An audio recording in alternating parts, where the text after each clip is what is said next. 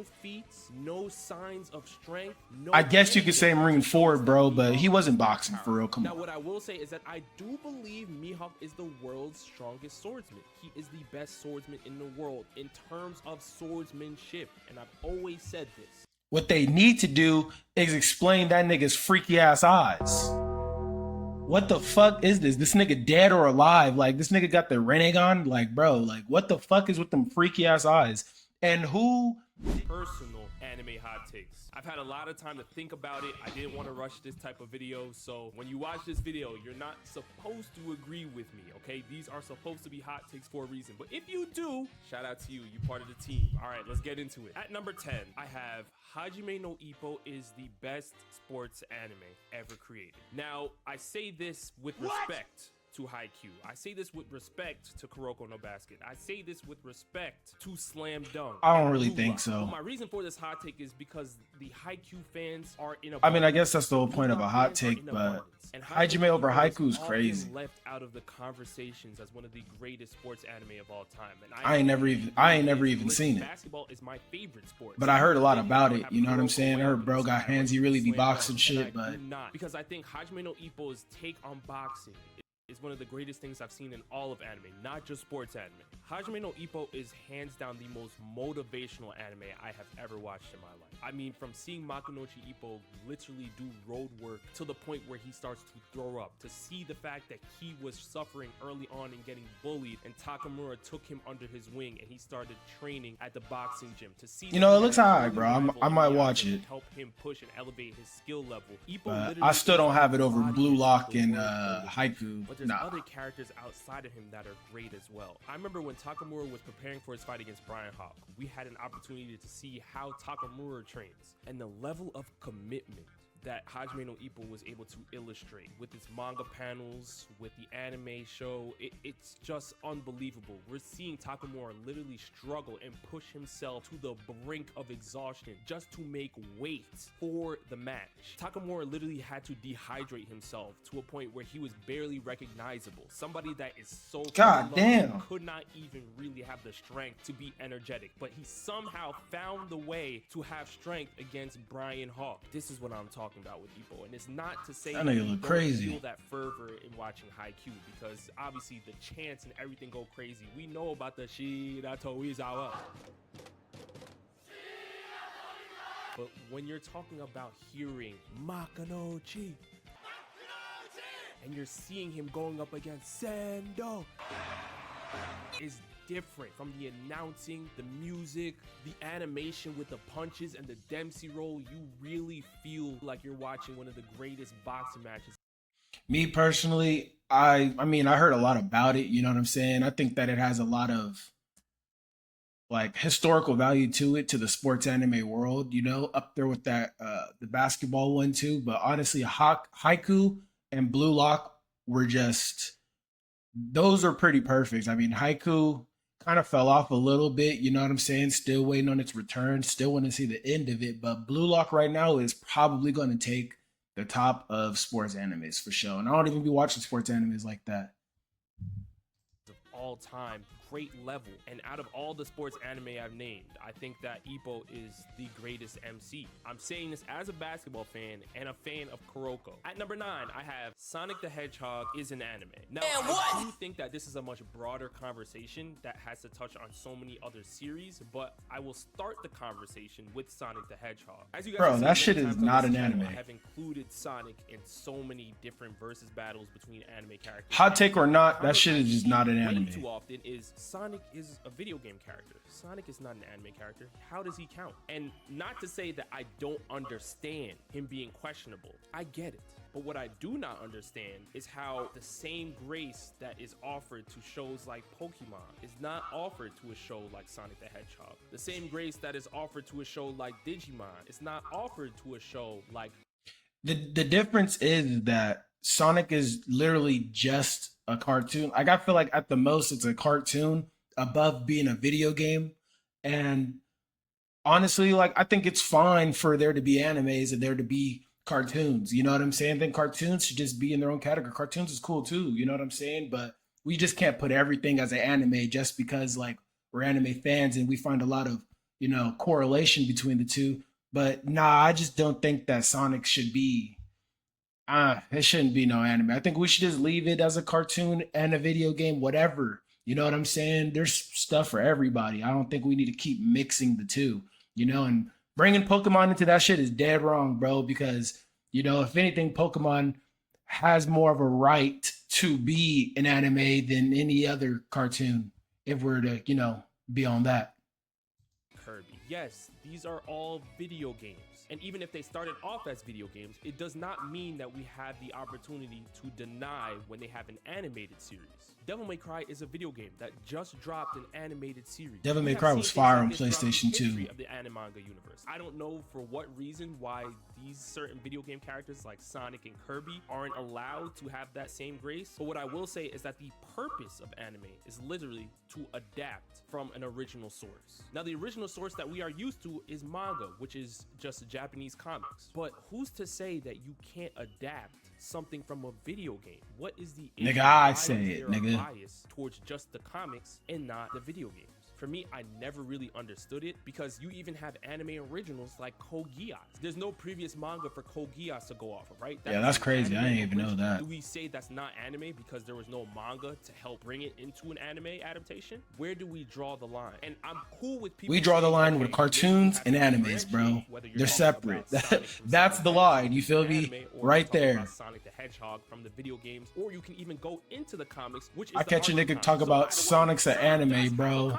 But for whatever reason, we don't get to see the same grace that's offered to other series like Pokemon and Digimon that's offered to Sonic and Kirby. So I stand by saying, yes, Sonic is a video game, but Sonic is also an anime. Just like when you watch the Fate series. Fate is a video game, but it's also an anime. Why does Fate count and Sonic doesn't? At number 8, I have Yamamoto was stronger than Yubak. At the time he fought Yubak's doppelganger. I stand on this 10 toes.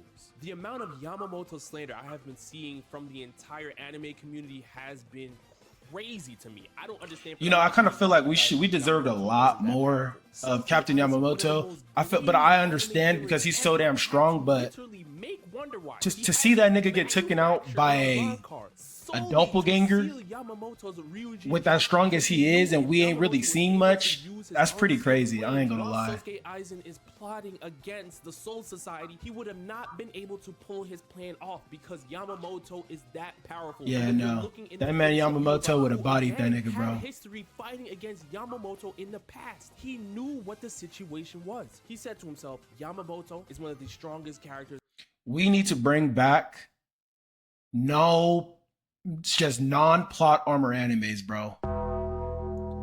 We need to take that shit away. You feel me? Like, I think that we should have a couple animes where, like, you know what I'm saying, plot armor, whatever, Naruto, Takano Jutsu type shit. But I think we need to bring back just no plot armor, bro. Everybody in this bitch die, nigga. Or some Attack on Titan shit, you feel me? Or some Akame got killed shit, bro. Like, we need to start breaking shit back where niggas start just dying, bro. Because there's no way Captain Yamamoto should have been taken out by a damn doppelganger, bro. That shit's insane. I've ever faced. We've seen all different versions of the Bankai. Yamamoto can literally summon souls from the dead, and the tip of his sword is hotter than the sun. What are we talking about? Yubak knew he had to make a plan to nerf him, just like Sosuke Aizen.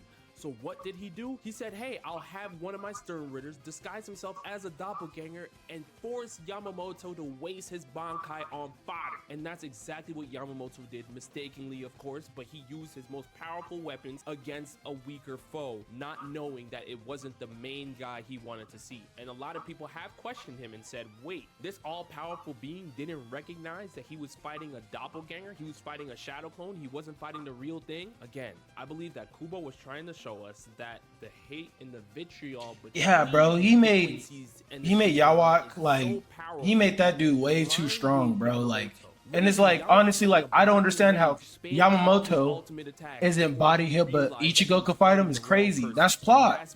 That's that plot armor shit I'm telling you all about. Like, we need to take that shit away, at least for some animes, bro, because god damn. Y'all gotta stop the Yamamoto slander, man. He's powerful, trust me. At number 7, we have Shanks is stronger than Mihawk. Now, yes, Shanks is stronger than Mihawk, bro. Take, but maybe my that shit is. Fans are gonna say, wait, I'm surprised this take isn't higher on the list. And I will say that I've noticed over the years, it's really not even that controversial. Are starting to trickle over to Team Shanks. That doesn't mean the Mihawk fandom isn't still strong as ever, but I think a lot of people are starting to question how strong he truly is. Now, I've always been on the record saying that I believe Mihawk is one of the most powerful characters in the series. The only Mihawk is strong, but like we ain't seen bro do nothing, bro. Like literally, bro does nothing. He has not done nothing. I mean, he fought Zoro with a fucking butter knife. I can give his ass that, but besides that, like, what else have you seen him do?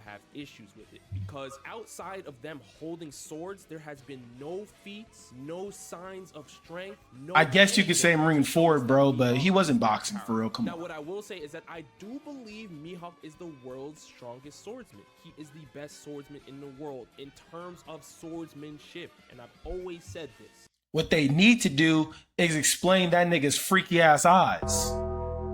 What the fuck is this? This nigga dead or alive? Like, this nigga got the Renegon? Like, bro, like, what the fuck is with them freaky ass eyes?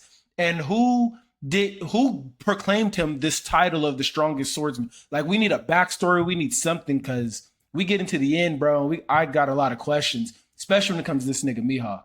That title he has is not really fraudulent because it speaks to his skills in swordsmanship. The way of the sword, as it was explained to us in Wano, is Ryo, which is advanced armament haki. My personal belief is that Mihawk has the best Ryo in One Piece right now because he has the Yoru, the Black Blade, and he is the world's best swordsman. He has the best sword skills. If Zoro wants to surpass Mihawk someday, I think he's going to have to hone his Ryo. But when you're looking at other swordsmen in the series, for example, Shanks, or even Roger, I believe that even though Mihawk may surpass them in Ryo, he does not surpass them in other categories of haki. Oda never came out and said, hey guys, here's haki. There's only one form of haki and that's it. That's not what we know haki to be. Rayleigh taught us that there are 3 different forms of haki: observation, armament, and conqueror. Hey, that man Rayleigh a dog though. Armament. But when you're looking at conqueror's haki or even observation haki, I think there are other swordsmen in the series that may excel over Mihawk in those categories.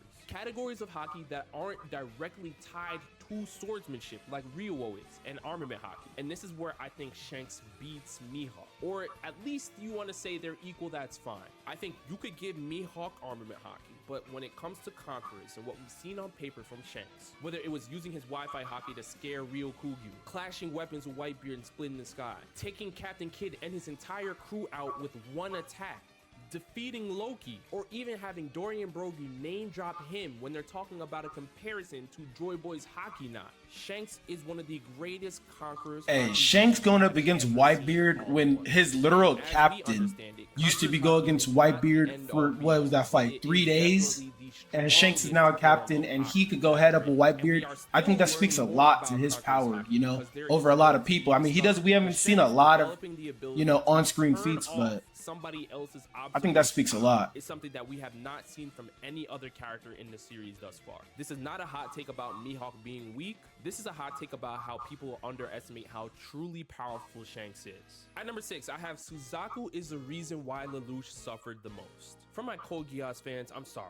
Suzaku is one of my most disliked characters in all of anime. I cannot stand Suzaku for the life of me. He literally is a walking contradiction to the entire story of Code Geass. 1 minute the I never watched Code Geass. Am I missing out on that? Like, I don't know. I never really heard too many people say this is a must watch. Now let me shoot Suzaku or like a must. Well, I don't. Well, it doesn't have a manga, so not a must read. You would think after being long-time childhood friends with Lelouch, you would offer him the grace to hear him out on what he is planning and what is going on. The fact that you completely tried to counter Lelouch on every single plan that he had, knowing how much he cared for Nunnally, because not only does Lelouch know Nunnally and he's related to Nunnally, but you know Nunnally too. And the fact that you continued to thwart every single plan that he had just for you to end up causing more damage and harm is unbelievable to to me. And Suzaku knew that he was causing more harm and damage, and rather than trying to fix the scenario, he says, hey, you know what? I want to try to delete myself. And that's why Lelouch had to come in and save him from himself. This is how crazy Suzaku Nigga, if you cause some destruction and then try to kill yourself, bro, why Suzaku didn't you really a bitch. Because it forced Lelouch to have to like, you need to, bro, go fix your shit, my nigga, and then kill yourself. Office, whatever, self-delete, you feel me? But yeah, that ain't cool, bro. Relax. Oh, did I forget to mention that at the end of the series, Suzaku ends up teaming up with Lelouch anyway because he realized that all of his crash outs made no sense? I cannot stand Suzaku. He is the worst character in Code Geass, even though Code Geass is one of my favorite anime of all time. Every time he comes on the screen, I know the Suzaku fans are gonna come in here and say, this is a guy who does not understand Code Geass. I've seen Code Geass more times than you can count, and my opinion will not change on this, y'all. Y'all can't change my opinion on this one. Coming in at number 5, I have Sabo is the most disrespected character in the One Piece power scaling community. I mean, I don't know about most disrespected, the same, you know what I'm saying, but to I definitely think that, like, ever offered to Sabo. He got a lot more a body of work to show than a lot of characters that we just magically give these crazy power levels to. So I wouldn't say he's, like, you know, overpowered or anything like that, but I definitely think that, like, he's hanging with, like, Zoro type shit. We can see that Sabo was able to box with Fujitora after the first day getting his devil fruit. We can see that people call him the Flame Emperor, and it's not just for show. Oda had to literally come out and tell us in the Q&A that Sabo has been training every single day. But the most controversial take I've had on Sabo's power level speaks to what he did in the room with the Gorosei and Imu. Many people have called me crazy because I give Sabo respect for that Gorosei/Imu feat. It is a feat. Most people in the community have said to me, well, Rob, how is that a feat? Sabo just got hit and he ran away. Why are you giving Sabo grace? Why are you giving him credit for running away from to survive? That is crazy. You know what I'm saying? Like, a lot of people is not even escaping that or knowing to escape. You know what I'm saying? 6 against the Gorosei and Imu, they would die on the spot. All of the Gorosei transformed when they saw Sabo, and so did Imu. Imu transformed as well. Sabo took an attack from the that's like seeing who really runs the United States. While transformed and still lived to tell the tale. But they ain't letting your ass live. But when you're looking at characters like Zoro, for instance, when Big Mom and Kaido did a combo attack, Conquest of the Seas, against the worst generation, and Zoro flew in and endured the attack, the One Piece community lost their minds.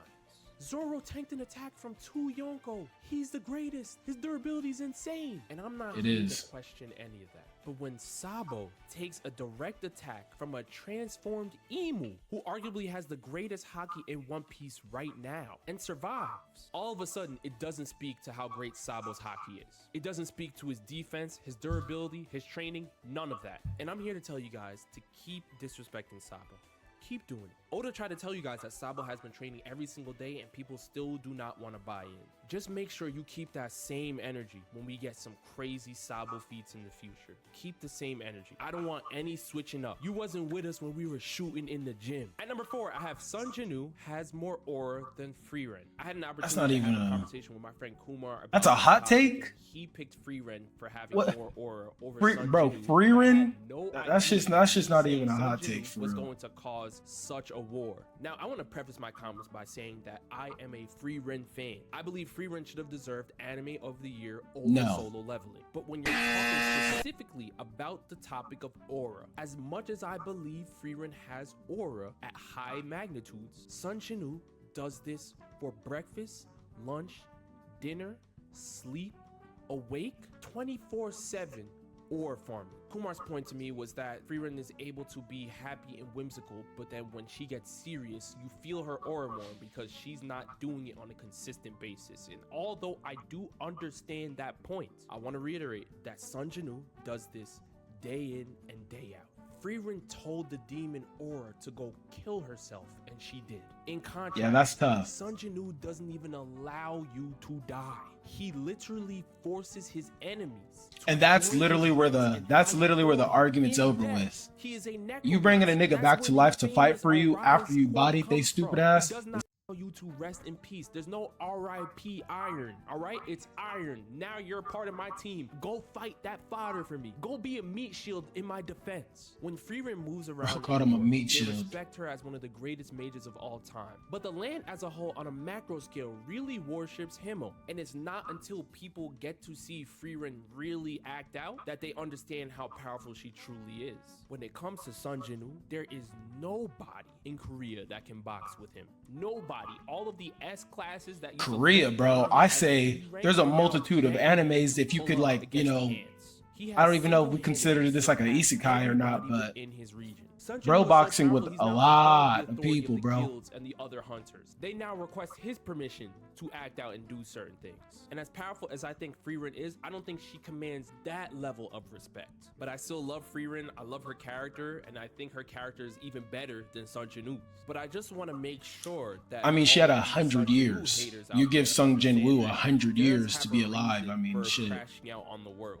I mean, they looked down on him as a hunter. He literally only became a hunter to raise money to save his mom, and the same hunters that he always believed in tried to literally finesse him and his friend and take them out and take all of their loot. So Sunjinu has a reason to be cold and aura farm all the time. He does have a reason to do so. Is it the right choice? Not necessarily, but I understand it. At number 3, I have Bartolomeo is the most loyal character to Monkey D. Luffy. Now wait, everybody relax. Zoro fans, everybody calm down, relax. This is not me saying that Zoro's not loyal to Luffy, that Jinbei's not loyal to Luffy, that Bon Clay is not loyal to Luffy, or even Boa Hancock, because those are other characters that I think are in the conversation for being the most loyal to Luffy.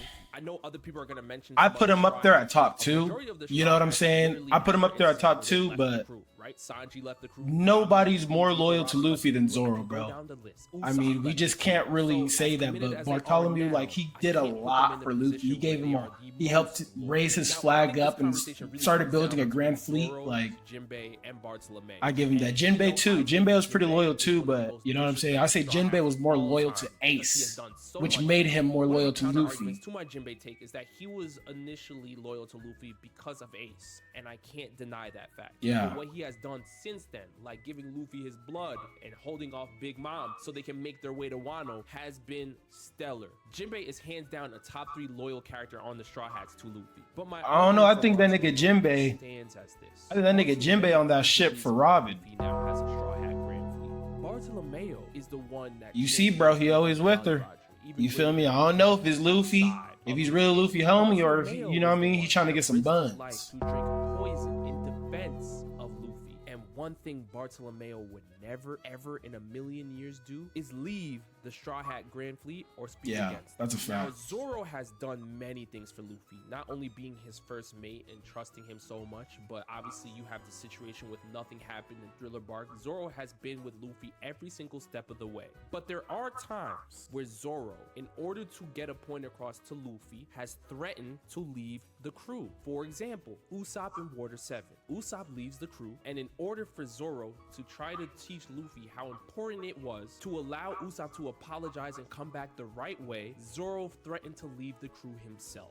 And I feel like that scene is something that we always have to keep in the back of our mind, that if Luffy is not moving the way Zoro wants him to move, Zoro will leave. This is how Zoro operates. Zoro's not gonna leave, bro. Like, that's false. Like, the thing when it comes to Zoro is that, like, he literally has to hold Luffy, his captain.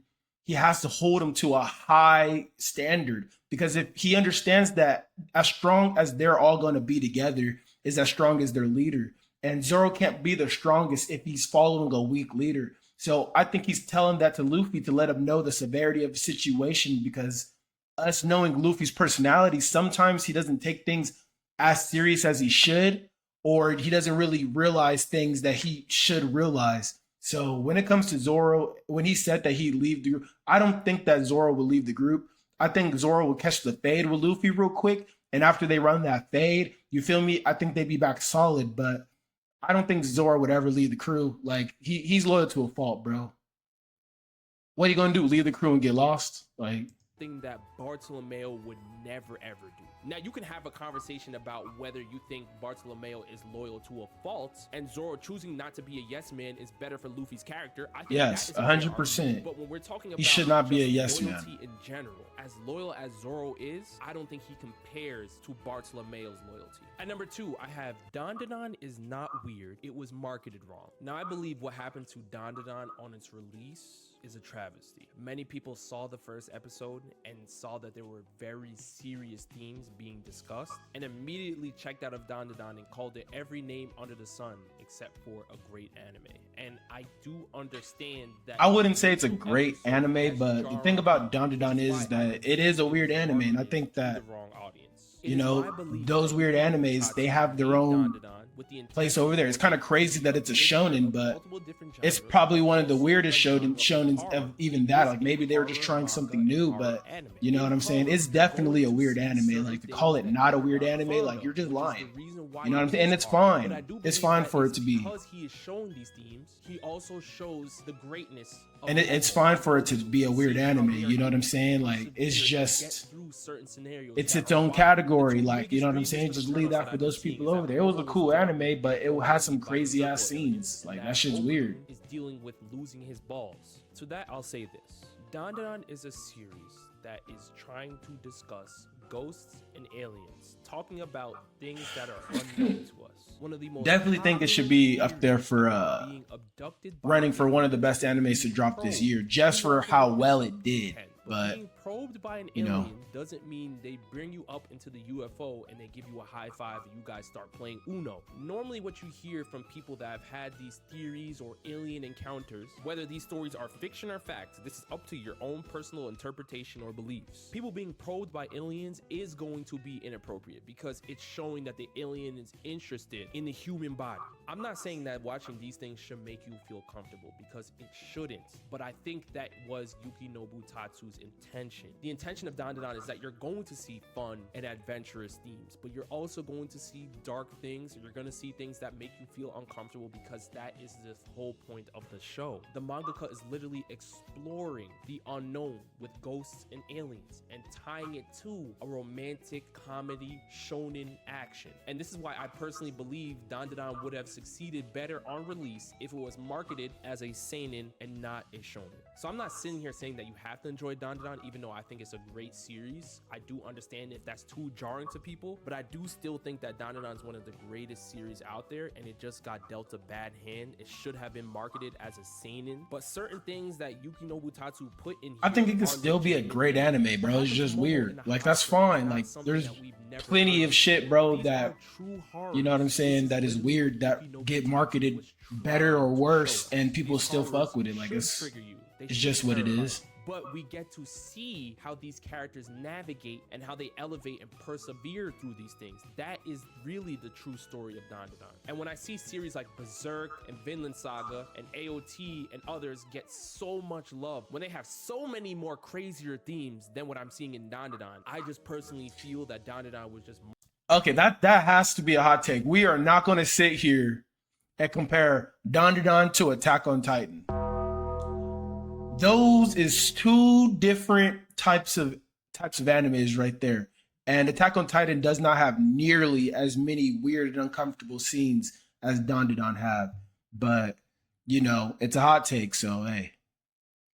Everybody got their own opinion. This is probably my hottest anime hot take to date. Takumichi is not a humanistic character. Takumichi defenders normally say that they like Takumichi because he really represents the human emotions. And they can't stand that people get on Takumichi for not retaliating and fighting back in battle, because it forces the themes of toxic masculinity. They say things like Takumichi should be allowed to cry, he should be allowed to struggle. And even though I have this hot take, I'm not here to refute those points. Those takes from the Takumichi defenders are valid. However, my struggle... That man Takumichi is a crybaby, bro. Low-key, he ruined the show for me. Like, it was cool in the beginning, but god damn, that nigga could not stop crying, bro. Like, man, just go squabble up, bro. That's literally all you had to do.